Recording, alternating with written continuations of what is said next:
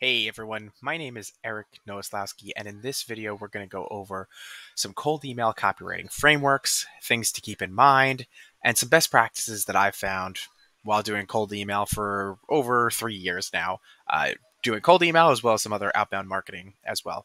And in this video we're going to cover first, things to keep in mind before you start your sequence. Second, a little bit of things to think about when you're thinking about your offers and your angles, the general framework that I like to follow for a good standalone cold email, and then we're going to talk about the overall sequence of a cold email and how it all fits together. So with that, let's jump straight in. The reason I have put the Adweek Copywriting Handbook right on the front of this document is because I think this is one of the best copywriting books ever written, and I could also reduce the entire book down to one lesson. And that lesson is, does the first line sell the reader on reading the second line? And does the second line sell the reader on reading the third line? And does the third line sell the reader on reading the fourth line, and so on and so forth? And I think this is one of the best lessons from this book and for cold email in general, because a lot of the times we are not thinking about, why should somebody keep reading? We just keep thinking our product and service is so good, it'll market itself, people just flock to it anyway. And what we really need to focus on is, how can we write a line that somebody will feel like, okay, I read that line, I should keep going to the next line. Ah, interesting. I read the second line, I should definitely go to the third line. And you keep winning their time as you keep going down through your email. And so I always keep that on the top of my mind when I'm thinking about copywriting. And I think it's one of the biggest lessons that we should all keep in mind as well. So some other things that we should keep in mind before we start. My biggest gripe with most people who do cold email is that we do not write like we're humans. I see this all the time. When we are doing cold email copywriting, it seems like there's some marketing language in our brain that doesn't get tapped until we have to start typing out a cold email, that we just say things that you would never say in a regular email. We say things like, hey, just following up, circling back to, I would love to chat with you. Do you have 15 minutes? Here's my Calendly link. All of these things that no human ever says that. When people are talking to each other back and forth, like, they never say any of those things. And so I always say that the highest level of email that you could send, the one that's going to be the most relevant with the best timing and has the highest likelihood of a cold person to respond, is when you reach out to that podcast host or to a CEO with a social media following or somebody who wrote a really good book, and you reach out to them and you say, hey, I just finished some content. I just read your stuff. I learned this. I had a question about this. Could you help me out? Those emails people respond to all the time, unless they're ridiculously famous and they don't check the emails. They don't have time for those things anymore. They respond to those things all the time, and it's because it's a human talking to another human. Now, of course, when we're sending cold emails, we didn't just listen to their entire podcast. We are seeing if there's any relevance with our product and their problem. But that kind of language and that syntax, I think, is really important to keep using those kinds of things instead of this marketing language that for some reason we talk about. Remember that the goal is to get a response, not to get them to buy. And so often people are trying to get people to buy on the very first email. These are usually newer marketers who are new to, sales, and they might be technical. They've never done this before. The amount of energy it takes to take a cold prospect, a dead cold prospect, into a warm customer who is taking out their wallet and swiping their credit card is a lot of energy. It's not something that just happens overnight. There's a lot of work that goes into it. And in order to get somebody to know, like, and trust you, the first thing that you need to get them to do is to respond to your email, not to just buy your software. A big reason that somebody will respond to your email is if you are extremely valuable. What can you provide? Usually, this is the insight that your company has learned. What can you provide to them that other people cannot, or they're not willing to provide to them for free? You always want your emails to be as valuable as possible. And we'll try to talk about that as we're going through the frameworks. What's something that your competition cannot say, but you can, right? So I just going to use the lead generation company example because I see it all the time, and I'm in the industry as well, doing a cold email agency.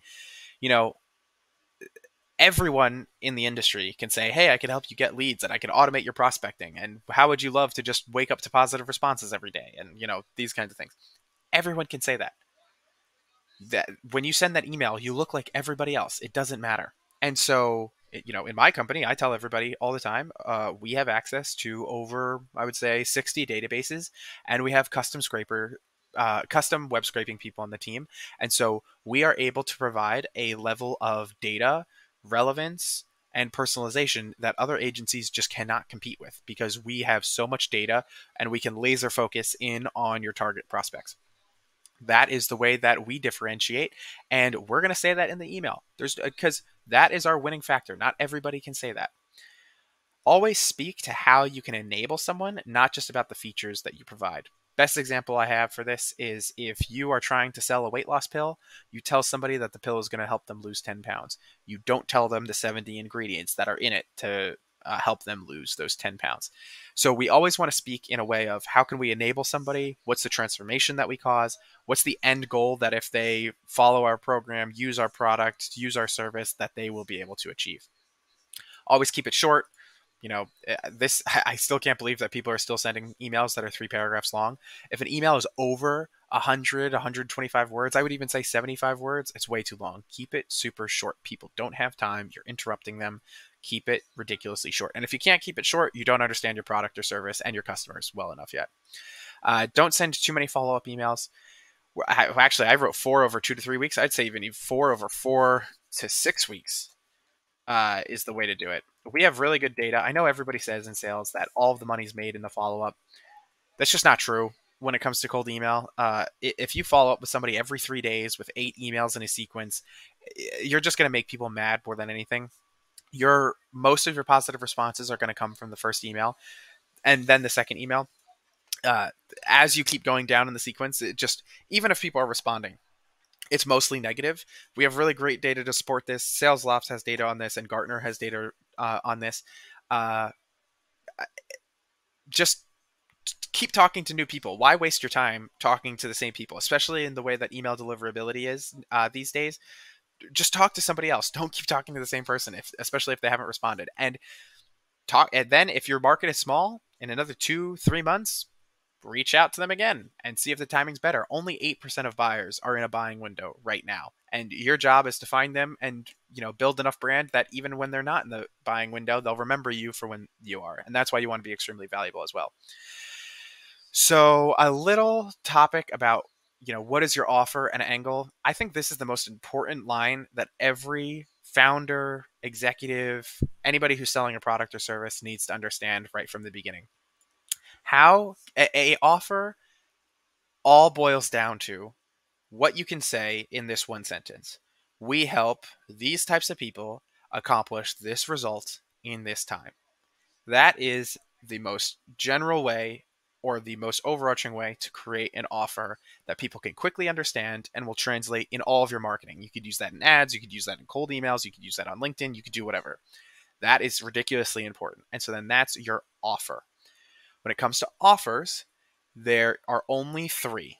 There's get paid, get laid, or live forever. There's no other offer. They all come back down to those 3 offers. Either you're helping somebody make more money, you're helping them build their status, or you're helping them live forever. Some kind of health offer, of course, right? And so when you have figured out your offer and you've deduced it and you understand and you have something that your prospects will really resonate with, you also want to understand your angles. And so when I talk about marketing angles, mostly what I'm talking about here is if you have a product that will analyze the search engine optimization of a company's website, your offer is that you can help founders improve their organic search traffic in 3 months, or you can help them improve their organic search traffic in 6 months. I know this stuff takes time, whatever time frame you want to put on it, but you help founders improve their search engine traffic. Hopefully you could say something like you help them improve the search engine optimization and they get 45, 100%, 125% more direct traffic in 6 months, whatever it might be. Now your angle on top of that might be, And now because of this, you don't have to worry anymore. Because of this, you can get a lot more leads. Because of this, you don't have to hire people. Because of this, you don't have to manage people. Because of this, you don't have to do the copywriting yourself. Because of this, you don't have to come up with content ideas. Whatever it might be, whatever angle you want to approach that offer from, you want to come up with the most winning angle on that. Does it help them save time? What are these people most concerned with? Are they mostly concerned with saving time? Are they mostly concerned with the fact that Google is banning AI content? What's that angle that you can put on your offer that they're going to resonate with? So kind of in summary, there's two things that they're going to resonate with. Is it the offer, and what's the angle that you're going to approach that offer at to present to them? So when we go to the general framework of a good cold email, we're going to first start with the subject line. And in my opinion, the subject line should, of course, be 2 to 3 words. Very, very short. I sometimes never even capitalize any of the words in the subject line. But what I like to do is I like to send a subject line that it is possible that a customer or a fellow colleague sent them that email. And the reason for that is because people get a ton of emails and they are quickly figuring out if it's an email that they should read or if it's an email that they should just click mark as read, or if people delete the emails, whatever it might be. And so they're going to see that it's from a person that they don't recognize. And if the subject line is, don't hire your next sales development representative until you do this, that is 100% every single time a marketing email. There's none of their friends are sending them that. None of their colleagues are sending them that. A customer is never saying that. It's never happening. But if you send them an email and it says monthly SEO analytics, who is this coming from? Is this maybe a colleague is sending this to me? Maybe a person from a networking group is sending me this.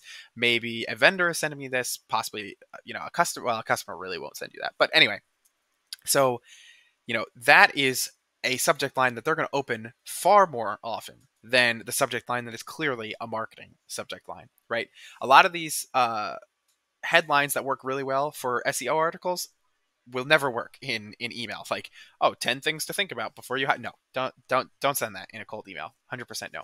The biggest thing that I have to say here is to never lie.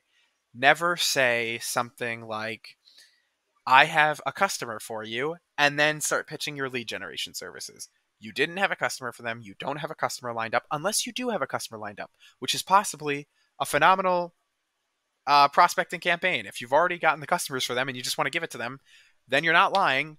Give them the customer. That might be too salesy for them, though, and they might delete it anyway. But still, the same thing being said, never lie in the email.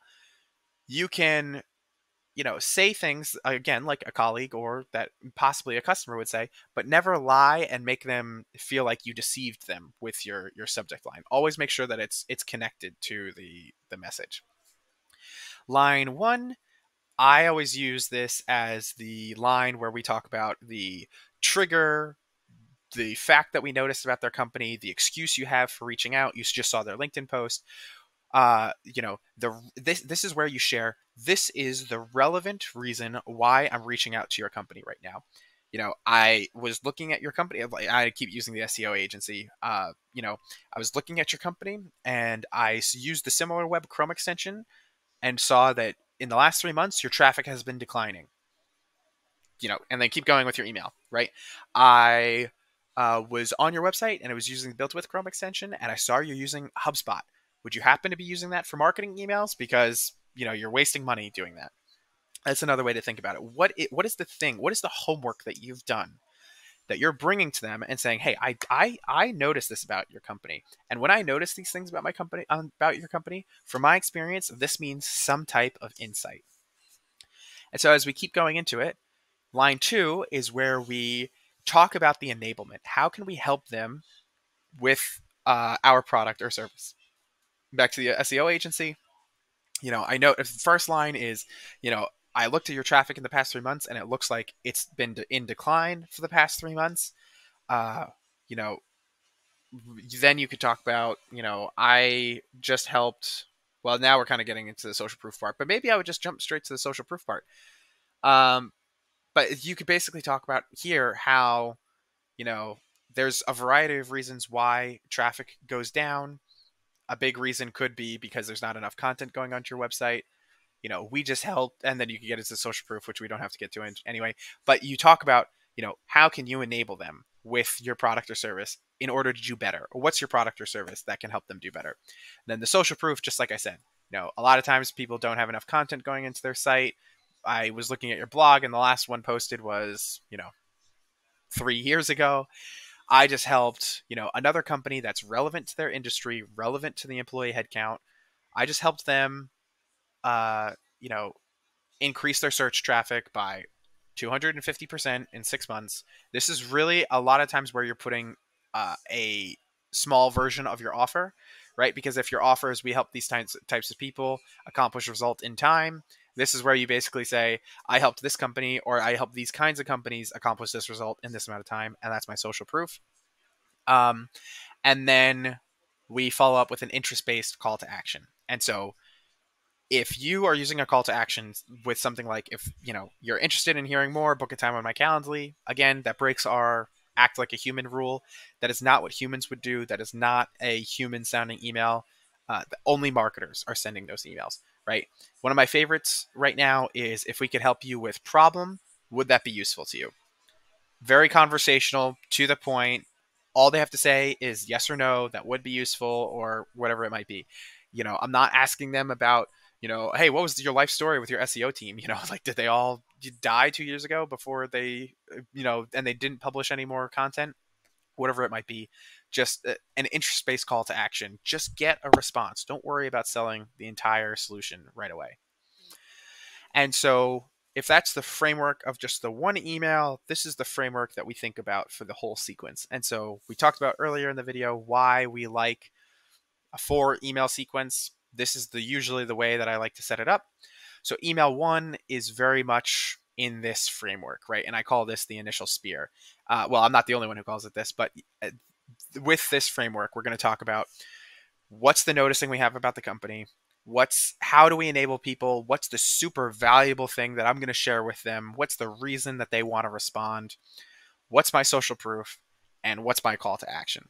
And so one thing I've thought about, and I do this all the time actually, is reaching out to people and saying, hey, I noticed that you're in the financial services industry and you've got a company with 15 employees.